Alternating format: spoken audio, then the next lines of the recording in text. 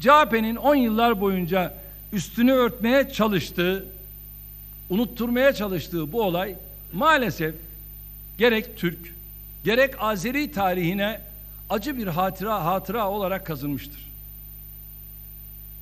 1945 yılında 146 Azerbaycanlı aydın Stalin zulmünden kaçıyor. Bakın çok ilginçtir. Aras Nehri üzerinden Boraltan Köprüsü'nü geçiyorlar ve Türkiye'ye sığınıyorlar. Azeriler öz kardeşlerinin yurduna gelip öz kardeşleriyle kucaklaşıyor. Stalin Türkiye'den bu Azerilerin derhal iade edilmesini istiyor. Dönemin CHP hükümeti Aras Nehri'nin kenarındaki sınırdaki karakola telgraf çekiyor. Evet, İnönü iş başında o zaman. Ve mültecilerin iade işleminin gerçekleştirilmesini istiyor. Karakol komutanı gözlerine inanamıyor. Kulaklarına inanamıyor. Emri defalarca teyit ettiriyor. Ancak Ankara'dan, CHP hükümetinden kesin ve net emir geliyor. Azerileri teslim edin.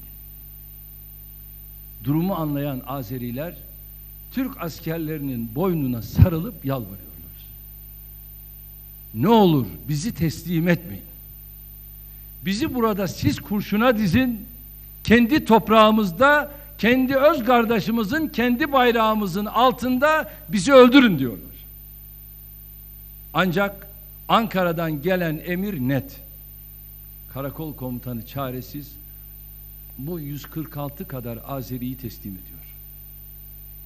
Boraltan Köprüsü'nü geçen Azeriler köprünün hemen karşısında Türk askerlerinin, Türk subaylarının gözleri önünde elleri bağlanmış olarak infaz ediliyorlar. Karakol komutanının bu elim manzara sonrasında intihar ederek canına kıydığı söyleniyor.